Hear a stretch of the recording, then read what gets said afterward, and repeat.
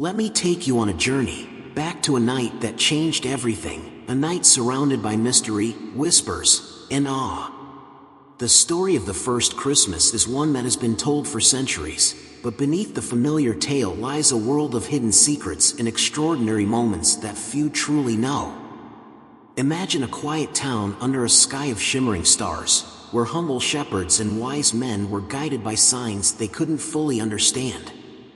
Imagine a mother and father, alone in a stable, as the world around them remained unaware of the miracle unfolding in the stillness. But what really happened that night? What strange and unexpected events marked the birth of something so powerful it would be remembered forever? Today, I invite you to discover 10 astonishing facts about the first Christmas, details that reveal a deeper, more wondrous story than you might have ever imagined. So, come with me as we peel back the layers of history and explore a side of Christmas that remains a mystery to so many. 10. It didn't happen in December. Jesus probably wasn't born on December 25th. In fact, he probably wasn't born in December at all. The Bible mentions shepherds keeping watch over their flocks in the fields. December in Israel would have been cold, the fields would have been unproductive, and the sheep were probably corralled. Shepherds usually kept their flocks in the fields during the spring lambing season. So how did Christmas come to be associated with December 25th? The earliest recorded estimates dating the birth of Christ come from Clement of Alexandria, circa AD 200. He mentioned different groups who identified the date of Jesus' birth as March 21st, April 15th, April 21st, or May 20th. The first mention of December 25th as Jesus' birthday wasn't until the mid-4th century, when a Roman almanac listed December 25th as Natus Christus in Bethlehem, Judea, or Christ was born in Bethlehem of Judea. A popular theory about the origin of Christmas is that early Christians stole the date from a Roman sun festival, which was held in late December. It's suggested that this was a deliberate attempt to spread Christmas and Christianity throughout the Roman Empire.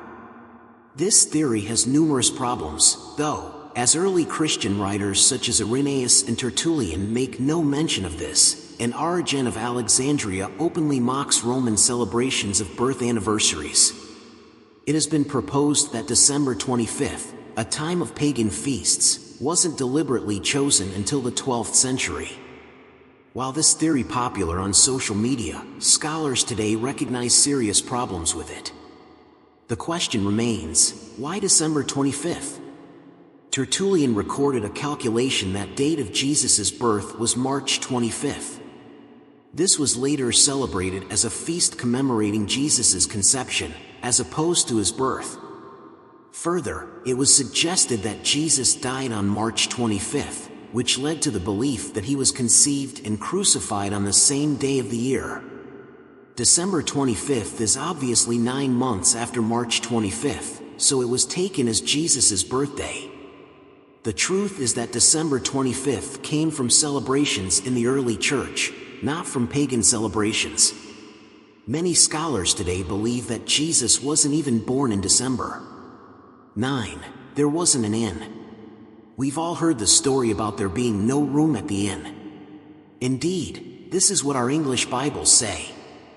But in the original Greek, the language in which the New Testament was written, the word kataluma, translated as inn, doesn't necessarily mean a motel. It's only used a few times in the Bible, and elsewhere, it means upper room or guest room. The famous Last Supper took place in a kataluma. In fact, there's a different Greek word for and that does mean a motel or paid lodging, but it isn't used, though the same gospel writer uses it in the story of the Good Samaritan a few chapters later. First century homes often had a main room on the ground floor, where the family lived, and an upper room or guest room, where people who needed lodging could stay. It was a great shame in the Middle East to refuse hospitality to someone in need. There is a good chance that if there was no room in the guest room, it's because it was already occupied. This changes the whole story we've come to celebrate. Rather than arriving in Bethlehem only to find a local motel with no vacancy, Mary and Joseph arrived in Bethlehem and sought lodging at a family member's house. This would be a natural thing to do in Middle Eastern culture. Because people were returning to their ancestral homes for the census, other family members had already arrived and were occupying the guest room. So where did Mary and Joseph stay? 8. There wasn't a stable. There's no mention of a stable in the Bible stories of the first Christmas. A stable is assumed because we're told that they laid him in a manger. A manger is an animal's feeding trough. If there was a manger, it must have been in a stable, or perhaps a cave, where the animals stayed, right? Probably not. As previously mentioned, there's a good chance that Mary and Joseph arrived in Bethlehem, Joseph's hometown, and sought lodging at a family member's house. The guest room was full, but it would have been a great shame to turn away someone in need, especially a relative with a pregnant wife. Many families had mangers inside their homes, where young animals would be safe and warm. Some of them were built into the floor of peasant homes or occupied a small room on the main floor. Since the guest room was full, Mary and Joseph were likely offered the manger, and it was there that the mother of Jesus gave birth. Rather than being turned away by a crusty old innkeeper and given lodging in a dirty barn, Mary and Joseph were probably in a relative's home, surrounded by loved ones, when Jesus was born and laid in a manger. 7. Mary didn't give birth the night she arrived. In our Western reading of the Christmas story, we get the impression that Mary and Joseph made it to Bethlehem just in a nick of time and that Mary gave birth that very night. The truth is probably far less dramatic. The actual account of the first Christmas reads, "And it came to pass, that when they were there, her days were accomplished, that she should be delivered. And she brought forth her firstborn son." The phrase that her days were accomplished is linked to when they were there. This implies that they had been there for a period of time before she gave birth. Just as Rome wasn't built in a day, a Roman census wasn't completed in a day. There would have had to have been time for all members of a family to travel the distance required for them to return to their ancestral homes to be counted. There would have been lines and waiting, not unlike our present-day elections. The reality is that Mary and Joseph were likely in Bethlehem for an extended period of time, both before and after she gave birth. 6. The wise men didn't arrive the night Jesus was born. The three wise men are a staple in almost every nativity scene, each carrying a gift for the newborn king. Standing beside the shepherds, Mary, Joseph, and baby Jesus, they complete the story of the first Christmas. Or do they? The biblical account says, "And entering into the house, they found the child with Mary his mother." Notice two things about this statement. First, the wise men found the family in a house, not a stable. Quite possibly, they were still living with their family in Bethlehem at the time or in a house that they had since rented. Second, they found a child. The Greek word used is paidion, which means toddler, not brephos, or baby, as in Luke 2 verse 16. It's also worth noting that after the wise men deceived King Herod by returning a different way, he had all of the children in the vicinity who were 2 years old and younger slaughtered. These facts point to Jesus being a toddler and the wise men having visited him 1 or 2 years after his birth. 5. The shepherds didn't follow the star. Many think of the shepherds as old men cradling lambs and standing in a stable with the star shining above, having just heard the angels sing. Many believe that the shepherds followed the star to find the baby in a manger. This is but another traditional myth that has come to be associated with the first Christmas. The misconception developed by the blending of two separate stories, the shepherds and the wise men, which occurred at different times. There probably wasn't a star hanging over Bethlehem the night Jesus was born, as it didn't lead the wise men there for 2 years. The shepherds were said to have been directed by the angel to find the child by following 2 signs. "You shall find the infant wrapped in swaddling clothes, and laid in a manger." Using these two clues, the shepherds went in search of the newborn king. How would the shepherds found a newborn baby in a town the size of Bethlehem? The answer is surprisingly simple. Much like today, births in the first century were a big deal. If Mary gave birth in the home of one of Joseph's relatives, surrounded by family, the house would have been filled with much rejoicing. The shepherds were no doubt guided by the infant's cries and happy sounds of celebration. 4. There weren't three wise men. We've come to know them as Gaspar, Melchior, and Balthasar, the three wise men from the east who supposedly traveled by camel following the star. But were there really only three of them? In truth, these three names weren't added to the story until the 7th century in the earliest Latin records. Three gifts are mentioned in the Christmas story: gold, frankincense, and myrrh. Nowhere is the number of wise men recorded. It's assumed that each wise man brought a gift, and thus, there must have been three wise men. In reality, there may have been more who came to worship the baby. Early Christian art is inconsistent as to the number of wise men. A painting in the cemetery of Saints Peter and Marcellinus displays 2 wise men, while one in the cemetery of Domitilla shows 4. A vase in the Kircher Museum has 8 wise men, and Asian tradition says there were 12. The truth is that the number of wise men who visited the infant king simply isn't known, and there is no compelling reason, aside from the number of gifts, to believe that there were 3. 3. The wise men weren't kings. We Three Kings of Orient is sung each Christmas to celebrate the journey of the wise men. Were they really kings? The Greek word used in Matthew 2 verse 1 is magos. The word is primarily used to denote a member of a group of priests or wise men among the Medes, Persians, and Babylonians. They were educated men whose study included astronomy, astrology, and enchantment. It is sometimes translated as wise man, sometimes as magician. The Greek translation of the Old Testament uses the same word in the book of Daniel, where it describes that Daniel was made the chief of the magicians. This fits well with the Christmas story, where we're told that the wise men saw a star in the east and came to worship the baby. Magoi studied the stars and saw meaning in the celestial object that dominated the night sky at that time. Rather than being kings, it seems more likely that the wise men were educated astronomers from the east. 2. Mary and Joseph were married when Jesus was born. Part of the scandal surrounding the birth of Jesus was undoubtedly the claim of Mary's immaculate conception. It was this that even led Joseph to initially decide to quietly divorce her, rather than have her stoned to death for adultery as the law said. Here was an unwed mother, pregnant in a first-century religious community. However, it's not quite as cut and dry as that. Joseph and Mary were betrothed, or engaged, when they find out that Mary was pregnant. It's likely that they had signed a Jewish engagement contract called a ketubah. This was much more legally binding than our modern engagements and could only be broken by a divorce. Furthermore, after seeing a vision of an angel in a dream, Joseph got up and took unto him his wife. So, in view of the average Jewish person in the first century, they were technically married, although they hadn't consummated their marriage.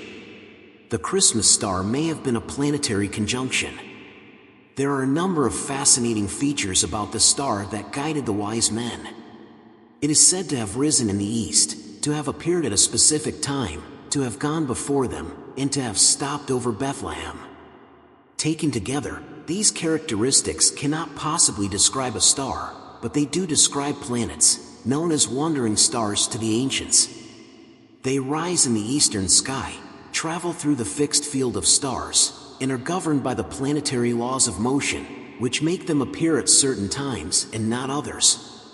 Moreover, they can even appear to stop when they enter their retrograde motion phase. There is evidence that Herod the Great died in 1 BC, not 4 BC as previously thought. During the fall of 2 BC, an amazing planetary conjunction between Jupiter and the star Regulus would have resulted in one of the brightest objects that people at that time had ever seen.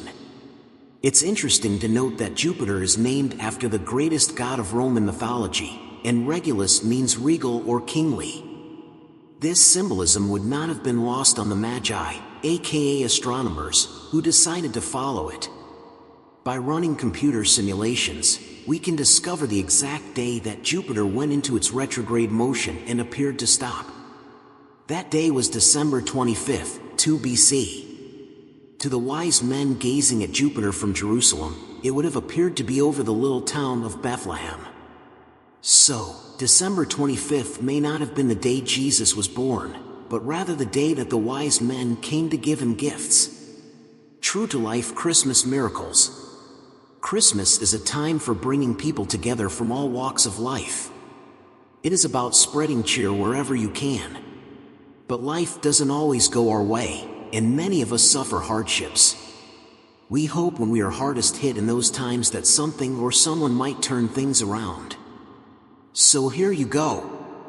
A list of 10 miracles that really did happen. Letter to Santa answered. We have all been in a place in our lives when things were not going well.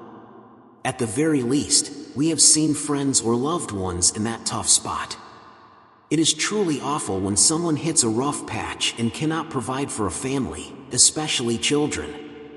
Well, that is where Rosa Cardenas de Reyes was during Christmas 2011. Since her husband had been unemployed for a stretch of time and they couldn't afford a real Christmas, she decided to continue a family tradition of sending letters to Santa via balloon. She had her daughter write the letter about what she wanted for Christmas before her daughter waved goodbye to the balloon. As it turns out, the letter knew right where to go: Northern California. The paper landed on a ranch belonging to Lane Sanderson. He was riding an ATV along with his son when they came upon the letter. After having a ranch hand translate the words, Sanderson knew just what to do. He called the Reyes family and informed Rosa that they had found the letter. Lane's wife, Julie, went out with her own daughter to pick out clothes and a doll before sending the items via express to the Reyes family. The video player is currently playing an ad. 008. The Stephen King book Even He Doesn't Want You to Read. Thanking the family profusely, Rosa spoke to interviewers through tears of joy. I was very much surprised. It is like a miracle happened, a Christmas miracle. Child survives deadly flu. In St. Petersburg, Florida, in 2015, a young girl fell ill. Her parents first noticed a slight fever on Sunday, December 13th. After that day, she got better. Unfortunately, it was false comfort for the family. After a few days passed, little Gemma became very pale and then her toes and fingers grew cold. Recognizing the seriousness of the situation, the parents rushed their daughter to the emergency room. Unfortunately, Gemma went into cardiac arrest, forcing the doctors to perform CPR. After an arduous 45 minutes, Gemma's heart began to beat on its own once again. She went on to experience a full recovery in nothing short of what the doctors described as a miracle. Car crash victim speaks again. Some miracles are the result not of chance but of modern technology going further than ever before. Since a crash that threw her from her car in 1996, Joanne Huntley has been paralyzed. Unable to walk or to talk and fed through a tube, she was only able to communicate through simple noises. Her mother, Louise, found a device which could translate eye movements into words. Though it was very expensive, they were able to afford it through the $1 million insurance settlement they had received. When the device finally arrived in December 2017, Louise asked her daughter if she liked the Christmas sweater that Louise was wearing. Through this miracle technology, Joanne responded to a question for the first time in those long 2 decades. Her mother called it a Christmas miracle. She said, "It was God's way of telling me that she has finally achieved what she needed to since the accident." Freezing puppies rescued. On the lighter side of Christmas miracles, we find ourselves in Edmonton, Alberta, where Tessa Lee got a call about puppies. Who does not love a call about puppies? The problem is these animals were lost and alone outside the city and freezing in the winter weather.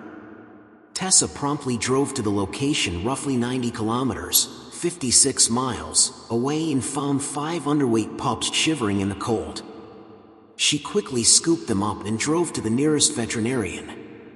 The on-call professional was able to help the puppies recover quickly once they were in a warm home and with ready access to food. The puppies had to be fed small meals with bottles as they had been starved for so long that they could not take solid food. One of the puppies, Ruby, struggled to walk to her food. Tessa posted a video of the sad but adorable event to the White Court Homeless Animal Rescue Foundation Facebook page, showing the world the very lucky recovery. WestJet brings cheer to Fort McMurray. One of the best parts of Christmas as a holiday is how it brings people together. We are all used to faceless corporations being greedy and cruel. But after a wildfire in 2016 that hurled the town of Fort McMurray, Alberta, into chaos, WestJet, the massive airline company, did something thoughtful. To put the devastation into perspective, nearly 2,500 homes had been leveled and 100,000 residents could not return home for the holidays.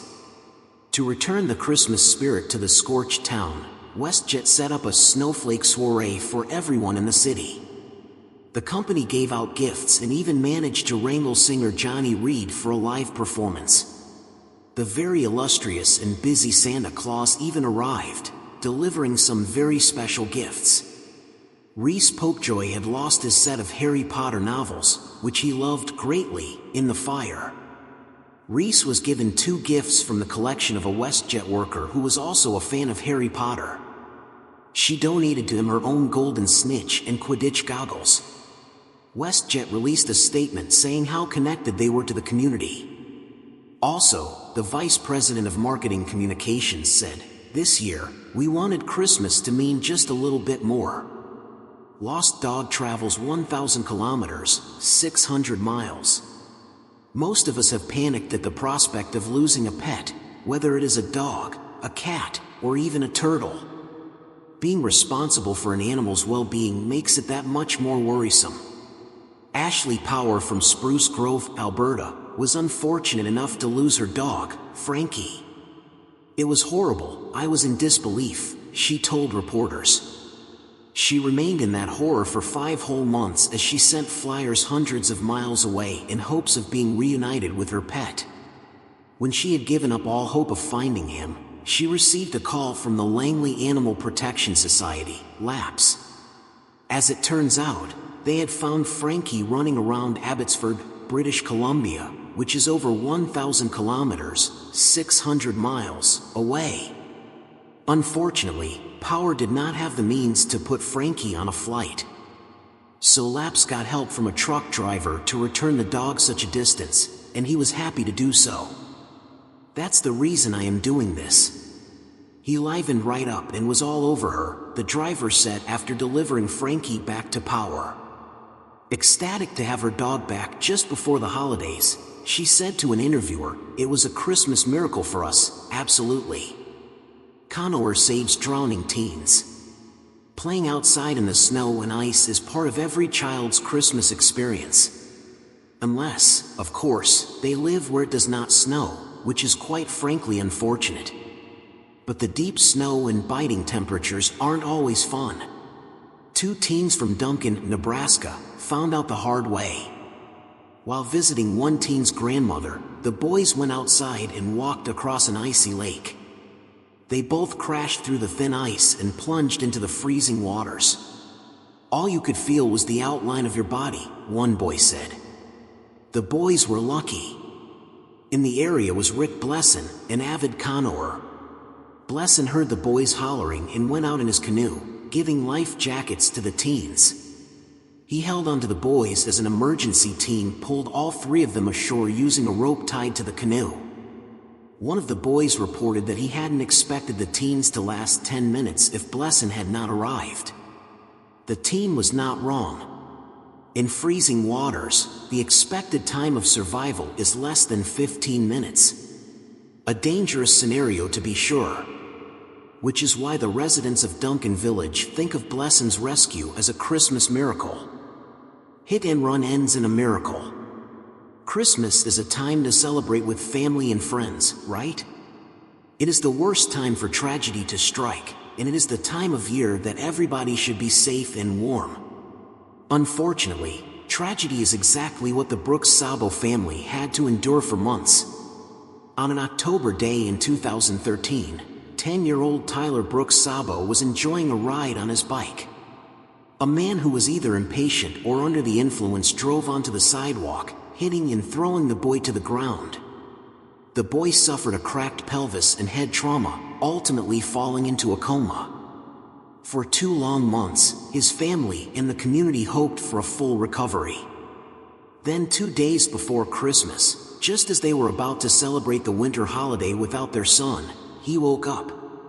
Although Tyler was dependent on caregivers at the time, his family was elated to see him conscious. Over many months, Tyler has recovered a little each day.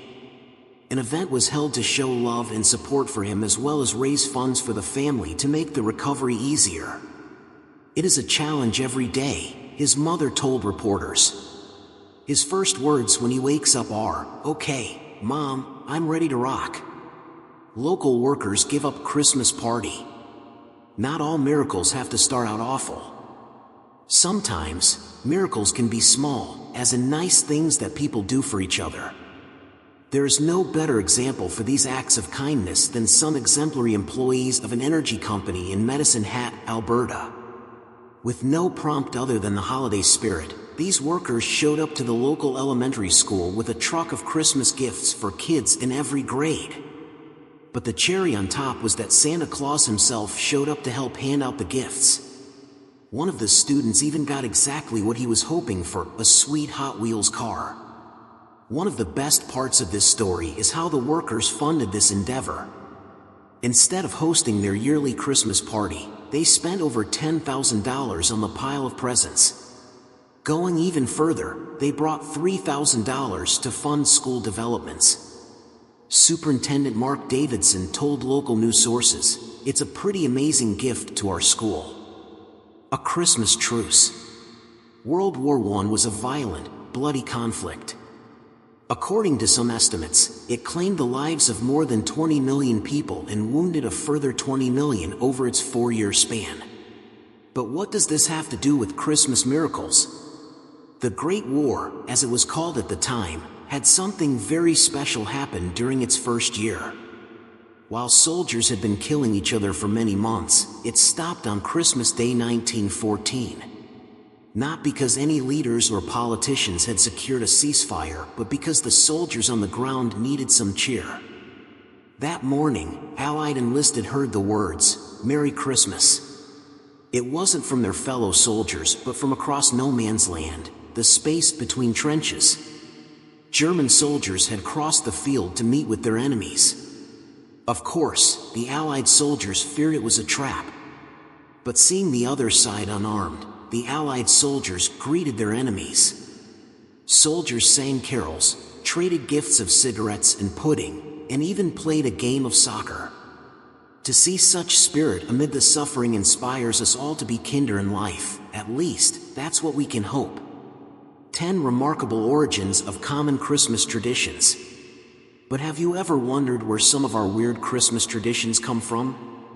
I mean, we tell our kids that a fat man is coming into our house at night.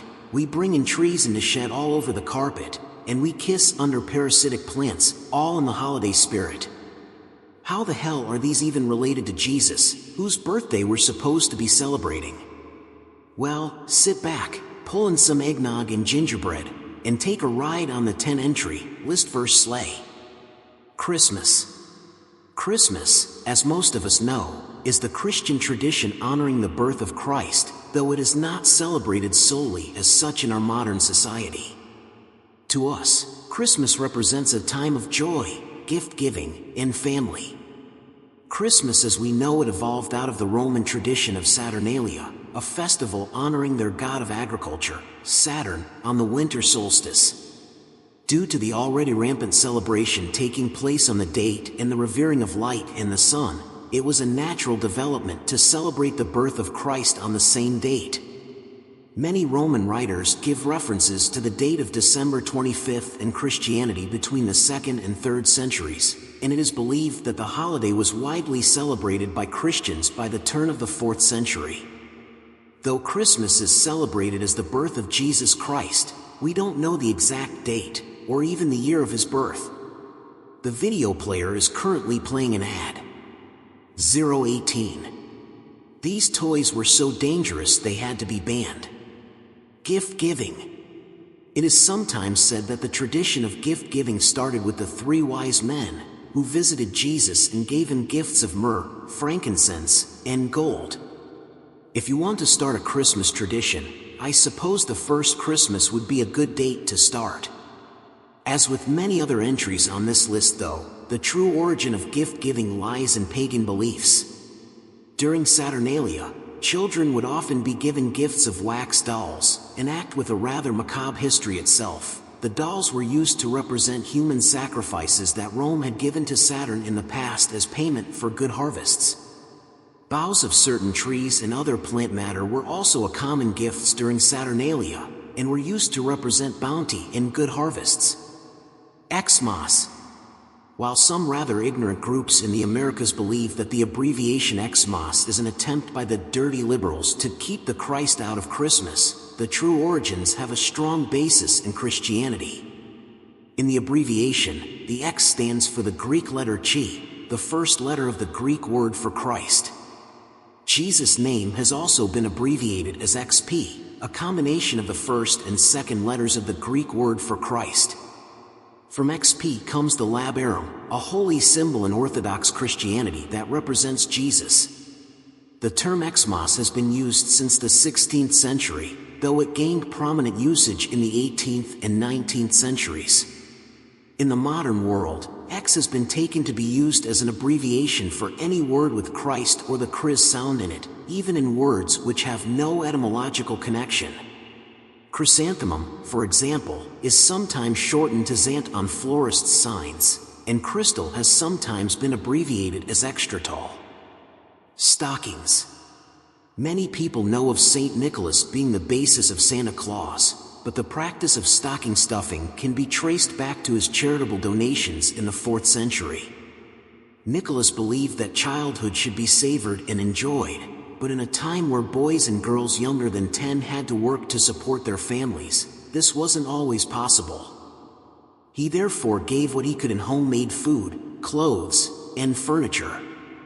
The bishop even gave out oranges, which would have been very rare and expensive in Lycia, where he lived. The problem became where to leave these gifts so that the children would find them. According to legends, he then saw girls' stockings hanging above the fireplace, and O.L. St. Nick, to paraphrase, thought why the hell not? From then on, children would hang stockings up hoping that St. Nicholas would visit them that night. Beyond St. Nick, the practice can be traced back to Scandinavian countries that still held their pagan beliefs. Children would leave their shoes full of carrots, straw, or other similar foods for Odin's mythic horse, Sleipnir. When Sleipnir ate the food, Odin would leave candy or other treats in their place. Wreaths. Since classical antiquity, the wreath has been used as a symbol of power and strength. In Rome and Greece, kings and emperors often wore laurel wreaths as crowns, a practice they themselves borrowed from the Etruscans, who predated them.